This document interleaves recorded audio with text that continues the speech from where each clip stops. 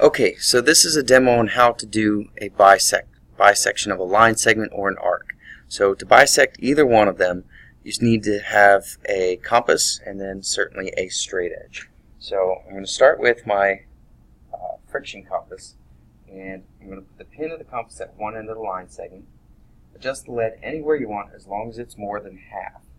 So once I do that, I'm just going to make a really light line, kind of an arc at the top and at the bottom. Now do the same size arc from the opposite end point. It's important that you don't change the size of your compass. The radius needs to be the same. And you make a similar arc like those. Once you have those, you just take your straight edge and your pencil and you connect the dots. So I'm going to put the pencil there at the point of intersection up top, line it up with point of intersection down here, and draw the line.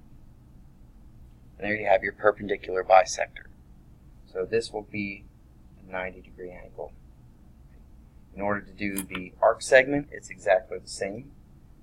I take the pin of the compass at one end of the arc, set it more than half, make a small arc outside, make a small arc above, flip to the other side, and do the same thing. Where they cross there, where they cross there. So once you have that, take your straight edge, line it up,